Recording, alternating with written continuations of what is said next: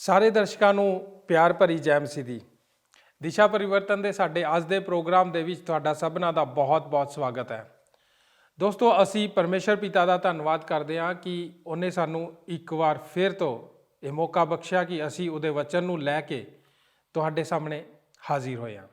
ਦੋਸਤੋ, ਅਸੀਂ ਉਮੀਦ ਕਰਦੇ ਹਾਂ ਕਿ ਤੁਸੀਂ ਸਾਰੇ ਆਪਣੇ ਪਰਿਵਾਰਾਂ ਦੇ ਵਿੱਚ ਰਾਜੀ ਖੁਸ਼ੀ ਹੋਵੋਗੇ ਅਤੇ ਪਰਮੇਸ਼ਰ ਦੇ ਵਚਨ ਦਾ ਆਨੰਦ ਮਾਣ ਰਹੇ ਹੋਵੋਗੇ। ਦੋਸਤੋ, ਅਸੀਂ ਆਪਣੇ ਪਿਛਲੇ ਪ੍ਰੋਗਰਾਮ ਦੇ ਵਿੱਚ ਦਾਨੀਏਲ ਨਬੀ ਦੀ ਪਹਿਲੇ ਅਧਿਆਏ ਦੇ ਉੱਤੇ ਗੌਰ ਕੀਤਾ ਸੀ। ਅਸੀਂ ਦਾਨੀਏਲ ਨਬੀ ਦੀ ਪੁਸਤਕ ਦੇ ਬਾਰੇ ਜਾਣ ਪਛਾਣ ਕੀਤੀ ਅਤੇ ਯਹੂਦਾ ਦੀ ਗਿਰਾਵਟ ਨੂੰ ਵੇਖਿਆ ਅਤੇ ਵੇਖਿਆ ਕਿ ਕਿਵੇਂ ਯਹੂਦਾ ਦੇ ਲੋਕ ਬਾਬੁਲ ਦੀ ਗੁਲਾਮੀ ਵਿੱਚ ਚਲੇ ਗਏ। ਉਸ ਤੋਂ ਬਾਅਦ ਅਸੀਂ ਦਾਨੀਏਲ ਨਬੀ ਦੇ ਗੁਣਾਂ ਨੂੰ ਜਾਣਿਆ। ਅਸੀਂ ਉਸ ਦੀ ਸਫਲਤਾ ਦੇ ਰਾਜ ਨੂੰ ਜਾਣਿਆ।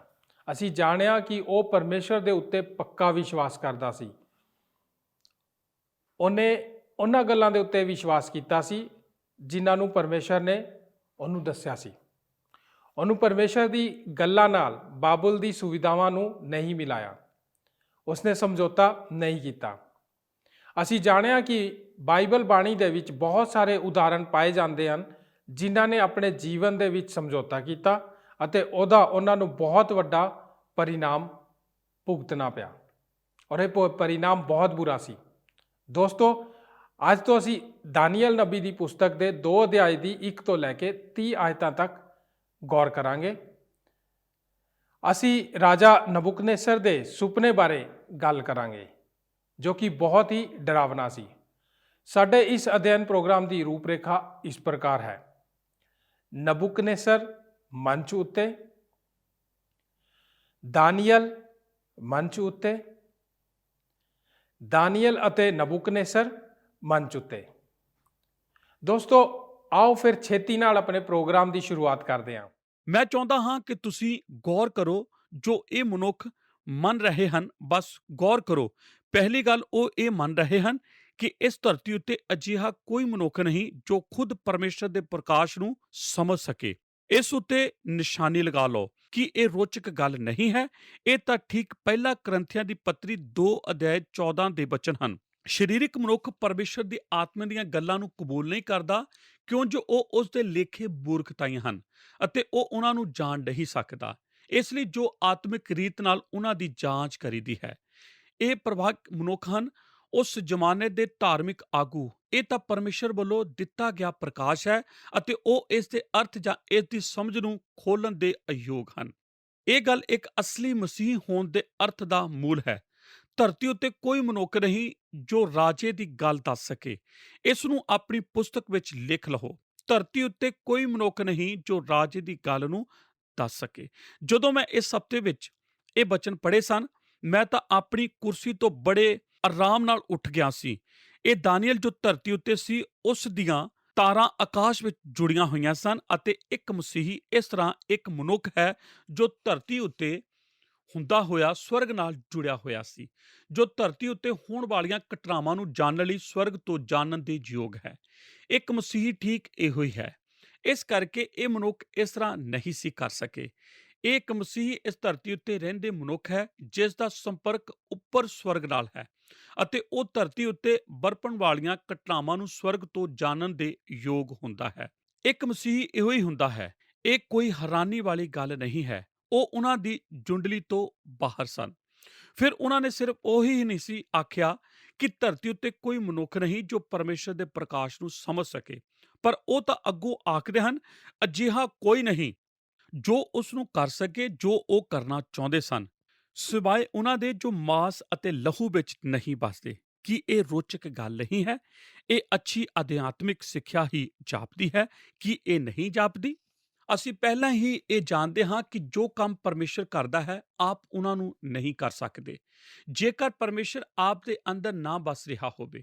ਇਹ ਉਹ ਸਰਬ ਉੱਤਮ ਮਨੁੱਖ ਸਨ ਜੋ ਇਸ ਜਗਤ ਵਿੱਚ ਪਾਏ ਜਾ ਸਕਦੇ ਸਨ ਅਤੇ ਉਹ ਉਸ ਕੰਮ ਨੂੰ ਨਹੀਂ ਸੀ ਕਰ ਸਕੇ ਜਿਸ ਨੂੰ ਕੀਤਾ ਜਾਣਾ ਸੀ।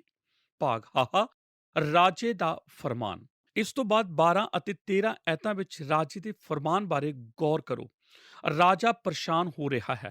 ਜੋ ਆਪਣੇ ਮਨੁੱਖਾਂ ਤੋਂ ਹਾਸਲ ਕਰ ਰਿਹਾ ਹੈ ਉਸ ਨੂੰ ਉਹ ਪਸੰਦ ਨਹੀਂ ਕਰਦਾ। ਇਸ ਤਰ੍ਹਾਂ 12 ਅਤੇ 13 ਐਤਾਂ ਵਿੱਚ ਵਚਨ ਆਖਦਾ ਹੈ, ਇਸ ਕਾਰਨ ਰਾਜਾ ਕ੍ਰੋਧਵਾਨ ਹੋ ਕੇ ਅਤ ਗਰਮ ਹੋਇਆ ਅਤੇ ਉਹਨੇ ਹੁਕਮ ਦਿੱਤਾ ਕਿ ਬਾਬਲ ਦੇ ਸਾਰੇ ਗਿਆਨੀਆਂ ਨੂੰ ਨਾਸ਼ ਕਰੋ।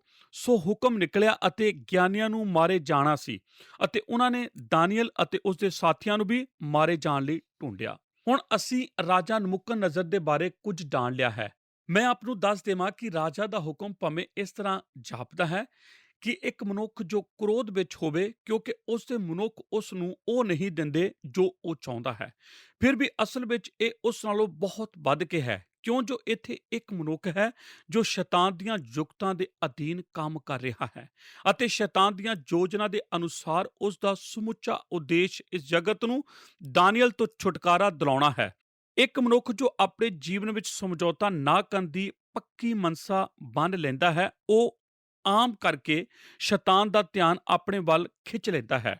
ਮੈਂ ਤੁਹਾਨੂੰ ਇਹ ਦੱਸ ਦੇਵਾਂ ਕਿ ਉਹ ਵੱਡੀ ਸਚਾਈ ਜੋ ਇੱਥੇ ਸਾਡੇ ਸਾਹਮਣੇ ਹੈ, ਉਹ ਹੈ ਕਿ ਇੱਕ ਸ਼ੈਤਾਨ ਦੁਆਰਾ ਪ੍ਰੇਰਿਆ ਗਿਆ ਨਬੂਕਦਨਜ਼ਰ ਸਮੁੱਚੇ ਬਾਬਲ ਦੇ ਸੱਭਿਆਚਾਰ ਦੇ ਹਰੇਕ ਜੋਸ਼ੀ ਤੋਂ ਛੁਟਕਾਰਾ ਪਾਉਣ ਬਾਰੇ ਕੁਝ ਨਹੀਂ ਸੋਚੇਗਾ, ਜੇਕਰ ਉਹ ਉਸ ਟੋਲੀ ਵਿੱਚੋਂ ਧਰਮੀ ਦਾਨੀਅਲ ਸ਼ਾਮਲ ਹੋਵੇ।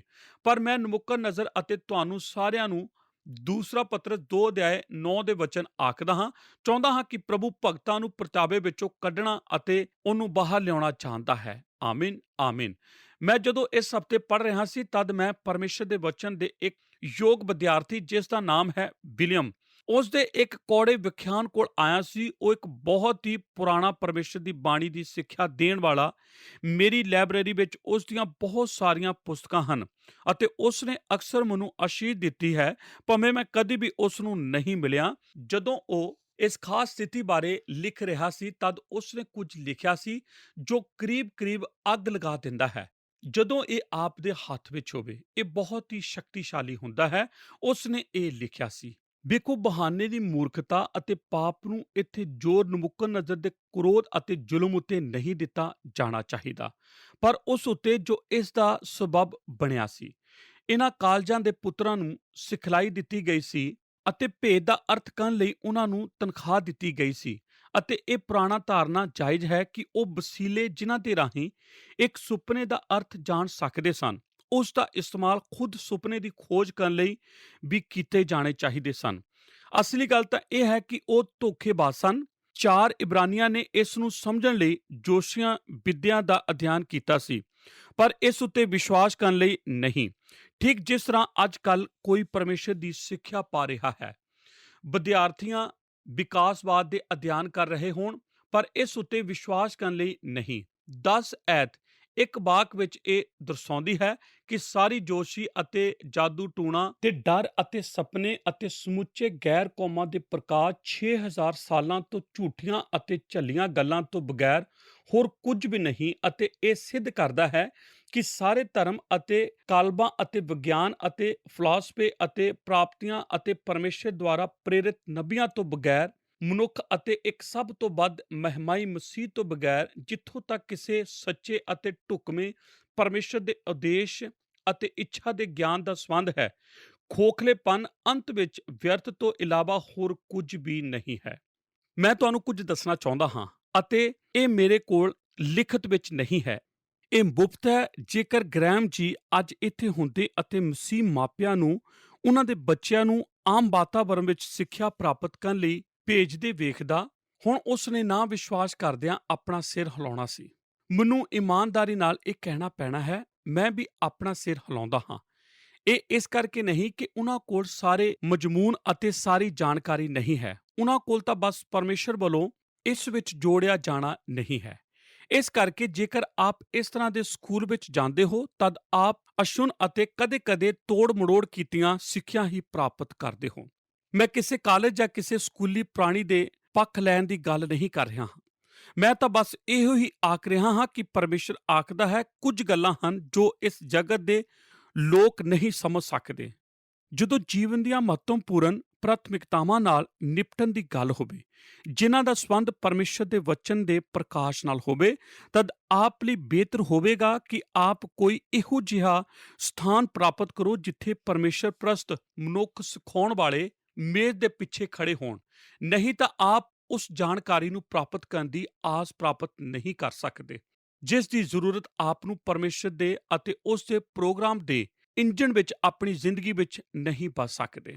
ਇਹਨਾਂ ਮਨੁੱਖਾਂ ਨੇ ਆਪਣੇ ਜ਼ਮਾਨੇ ਦੇ ਆਮ ਨਜ਼ਰੀਏ ਦੀ ਪ੍ਰਤੀਨਿਧੀ ਕੀਤੀ ਸੀ, ਪਰ ਜਦੋਂ ਇਸ ਦਾ ਸੰਬੰਧ ਉਹਨਾਂ ਦੀ ਪਾਤਸ਼ਾਹੀ ਦੇ ਪਰਮੇਸ਼ਰ ਨਾਲ ਜੋੜੇ ਹੋਣ ਵਜੋਂ ਮਹੱਤਵਪੂਰਨ ਗੱਲਾਂ ਦਾ ਸੰਬੰਧ ਸੀ, ਤਦ ਉਹ ਅੱਜ ਛੋਟੇ ਬੱਚਿਆਂ ਦੀ ਨਰਸਰੀ ਵਿੱਚ ਵੀ ਅੱਗੇ ਨਹੀਂ ਸੀ ਬਣ ਪਾਏ।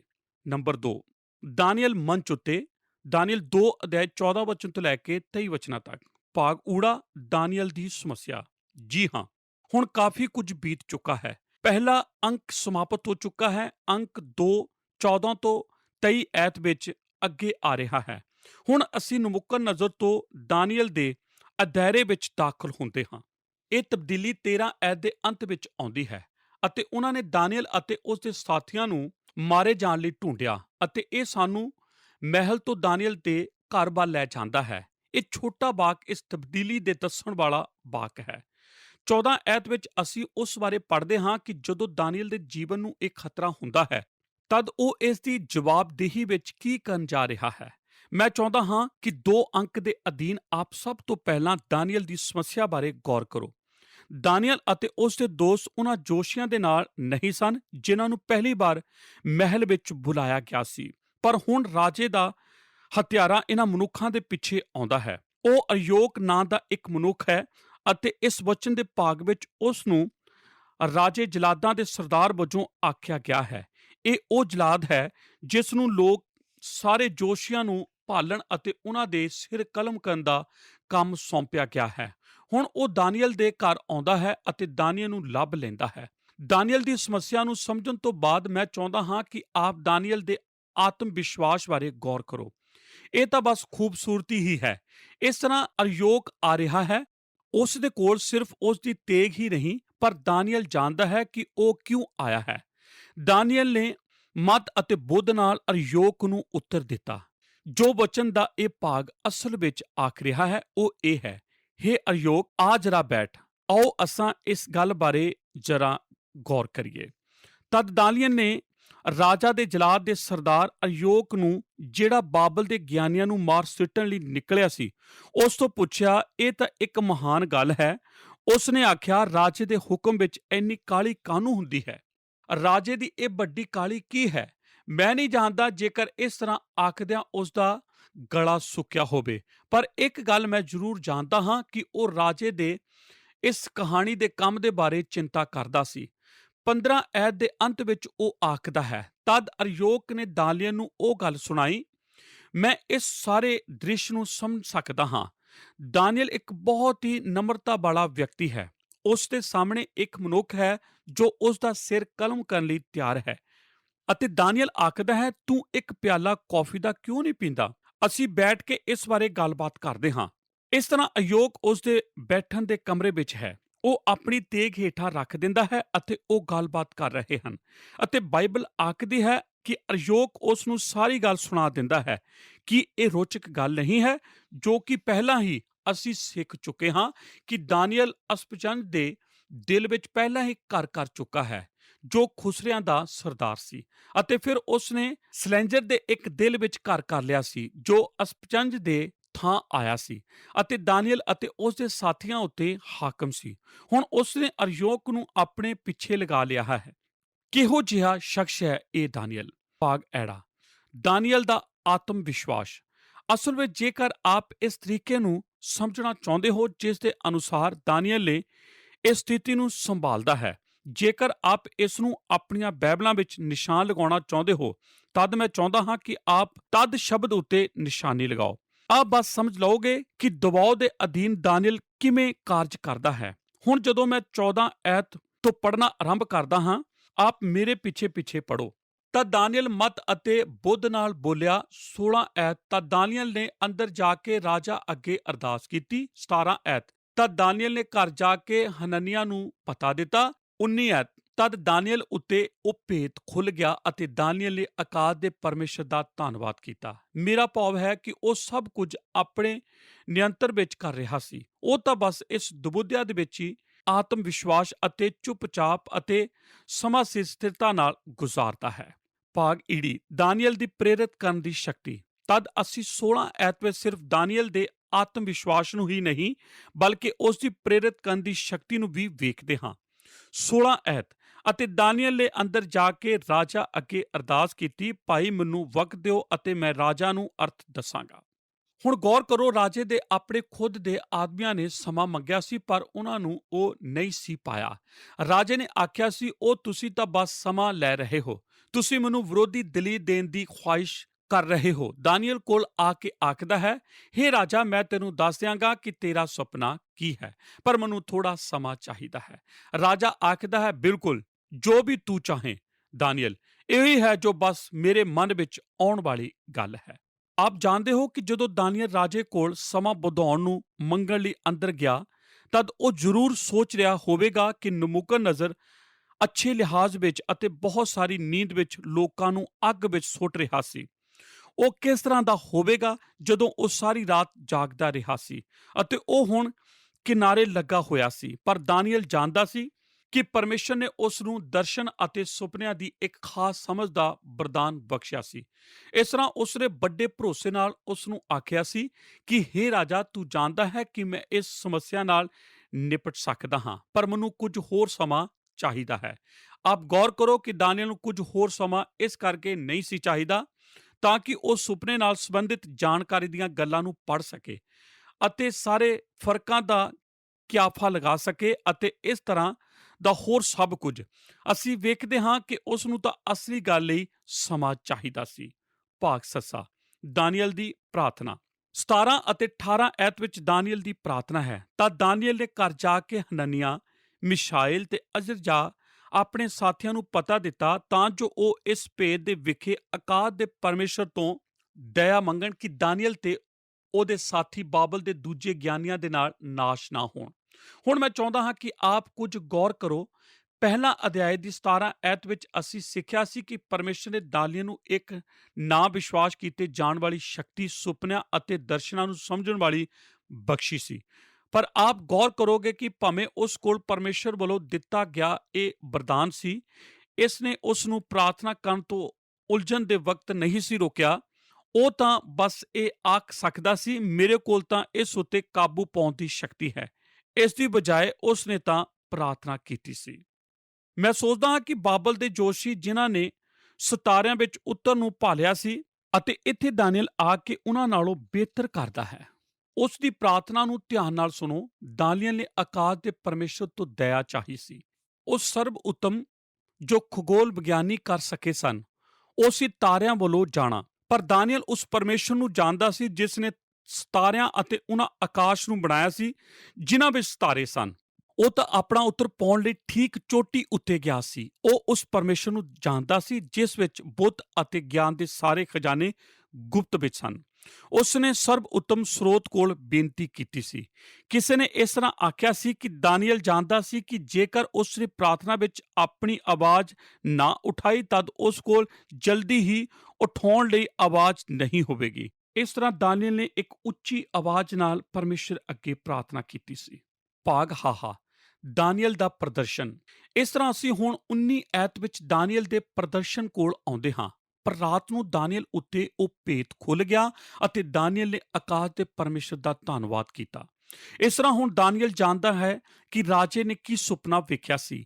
ਕਿ ਇਹ ਰੋਚਕ ਗੱਲ ਨਹੀਂ ਹੈ ਕਿ ਜਿਉਂ ਹੀ ਉਸ ਨੇ ਉੱਤਰ ਨੂੰ ਜਾਣ ਲਿਆ ਸੀ ਤਦ ਉਹ ਆਪਣੇ ਊਠ ਜਾਂ ਰੱਥ ਉੱਤੇ ਨਹੀਂ ਸੀ ਚੜ੍ਹਿਆ ਜੋ ਵੀ ਆਪ ਉਹਨਾਂ ਦਿਨਾਂ ਵਿੱਚ ਸਵਾਰੀ ਕਰਦੇ ਹੋ ਅਤੇ ਰਾਜ ਵਿੱਚ ਪਿੰਨ ਕਰਕੇ ਇਹ ਨਿਸ਼ਚਿੰਤ ਨਹੀਂ ਸੀ ਕੀਤਾ ਕਿ ਉਸ ਨੇ ਉਸ ਵਕਤ ਉਹ ਗੱਲ ਰਾਜੇ ਨੂੰ ਦੱਸ ਦਿੱਤੀ ਸੀ।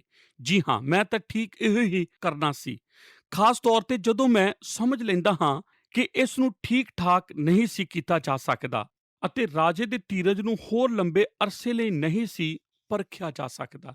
ਜਿਉਂ ਹੀ ਪਰਮੇਸ਼ਰ ਮੈਨੂੰ ਉੱਤਰ ਦਿੰਦਾ ਹੈ, ਜਿਉਂ ਹੀ ਮੈਨੂੰ ਇਹ ਮਿਲਦਾ ਹੈ ਤਾਂ ਮੈਂ ਆਪਣੇ ਗੋਡਿਆਂ ਤੇ ਉੱਠ ਕੇ ਰਾਜੇ ਦੇ ਅੰਦਰ ਇਧਰੋਂ ਉਧਰ ਜਾ ਕੇ ਇਹ ਗੱਲ ਰਾਜੇ ਦੇ ਸਨਮੁਖ ਰੱਖ ਦੇਣੀ ਸੀ ਅਤੇ ਜਦੋਂ ਇਹ ਸਭ ਕੁਝ ਖਤਮ ਹੋ ਜਾਣਾ ਸੀ ਤਦ ਮੈਂ ਸੁੱਖ ਦਾ ਸਾਹ ਲੈਣਾ ਸੀ। ਭਾਗ ਕੱਕਾ, ਦਾਨੀਏਲ ਦੀ ਵਡਿਆਈ।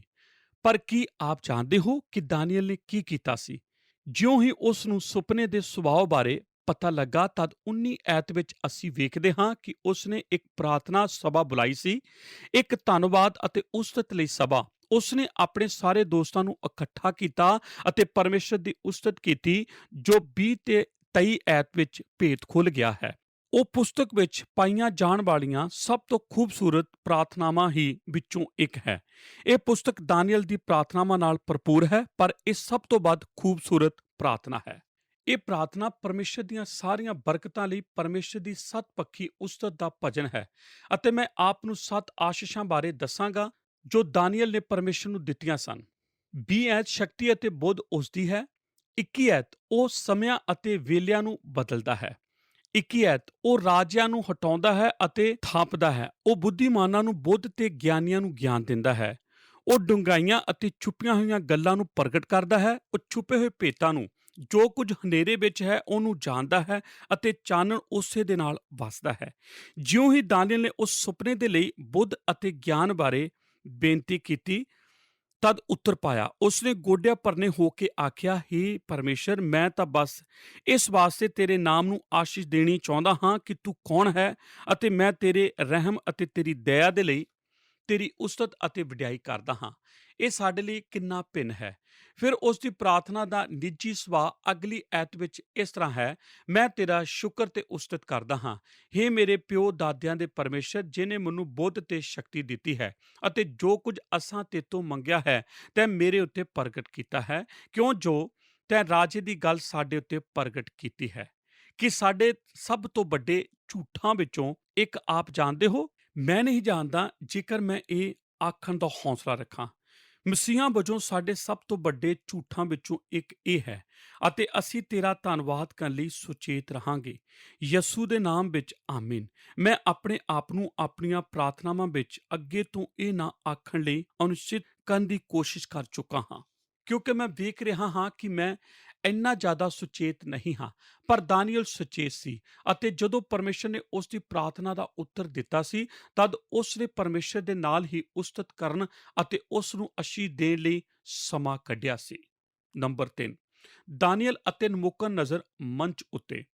ਦਾਨੀਏਲ 2 ਅਧਿਆਇ 24 ਵਚਨ ਤੋਂ ਲੈ ਕੇ 30 ਵਚਨਾਂ ਤੱਕ। ਹੁਣ ਇਹ ਅੰਕ 2 ਦਾ ਅੰਤ ਹੈ ਅਤੇ ਅਸੀਂ ਇਸ ਅਧਿਆਇ ਦੇ ਆਖਰੀ ਹਿੱਸੇ ਵਿੱਚ ਆਉਂਦੇ ਹਾਂ। ਦਾਨੀਏਲ ਅਤੇ ਨਬੂਕਦਨੇਜ਼ਰ ਮੰਚ ਉੱਤੇ ਹਨ। 24 ਤੋਂ ਲੈ ਕੇ 30 ਵਚਨ।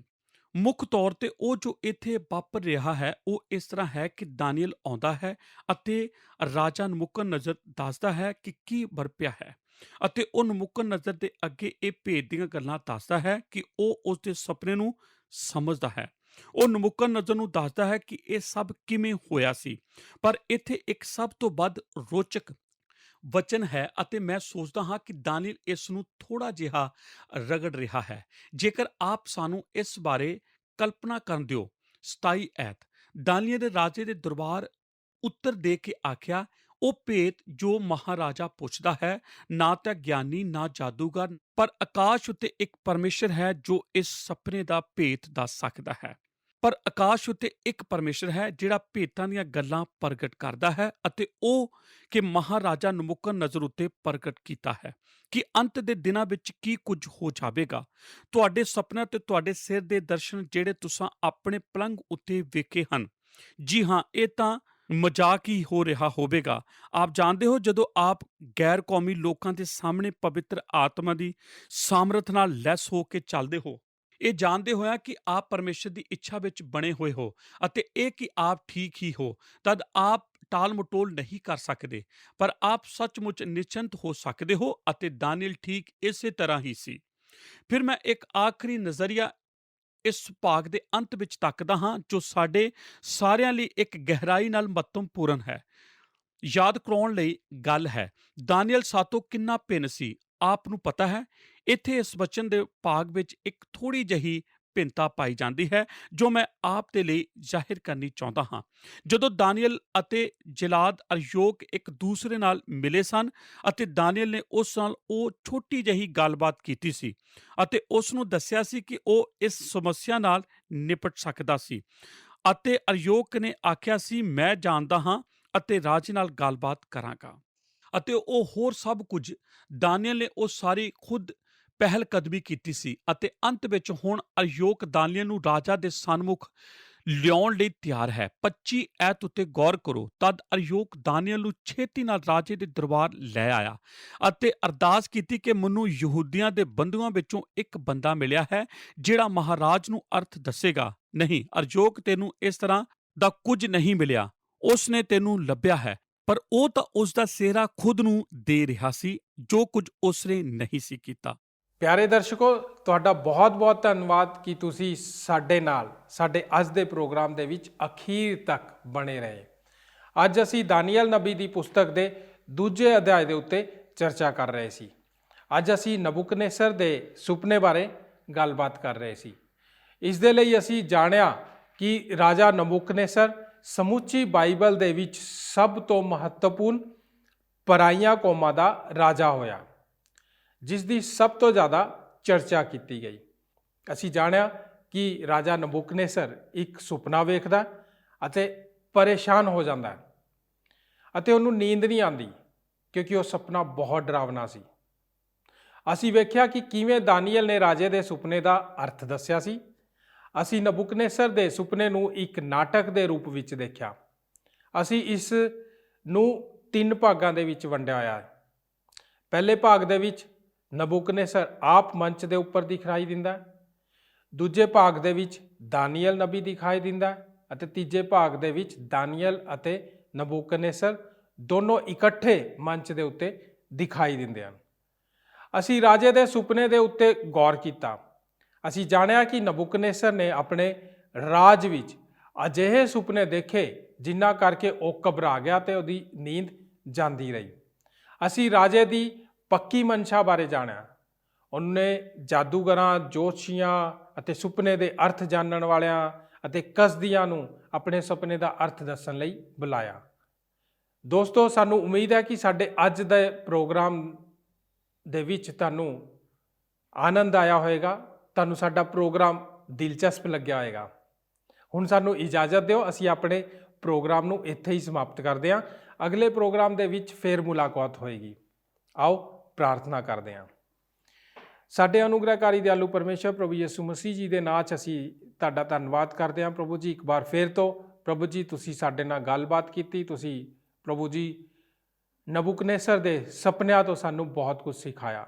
ਪਿਤਾ ਪਰਮੇਸ਼ਰ, ਅਸੀਂ ਇਸ ਤੋਂ ਰਾਜੇ ਦੀ ਮਨਸ਼ਾ ਨੂੰ ਜਾਣ ਸਕੇ, ਅਸੀਂ ਉਹਦੇ ਦੇਖ ਸਕੇ ਕਿ ਉਹ ਕਿੰਨਾ ਘਬਰਾਇਆ ਹੋਇਆ ਸੀ। ਅਸੀਂ ਉਹ ਸਾਰੀ ਚੀਜ਼ਾਂ ਦੇਖੀਆਂ ਪ੍ਰਭੂ ਜੀ, ਜਿਸ ਦੇ ਜ਼ਰੀਏ ਅਸੀਂ ਜਾਣ ਸਕਦੇ ਸੀ ਕਿ ਰਾਜਾ ਨਬੂਕਦਨੇਸਰ ਆਪਣੇ ਸੁਪਨੇ ਨੂੰ ਲੈ ਕੇ ਕਿੰਨਾ ਜ਼ਿਆਦਾ ਗੰਭੀਰ ਸੀ ਔਰ ਡਰਿਆ ਹੋਇਆ ਸੀ ਔਰ ਚਾਹ ਰਿਹਾ ਸੀ ਕੋਈ ਇਸ ਦਾ ਅਰਥ ਦੱਸੇ।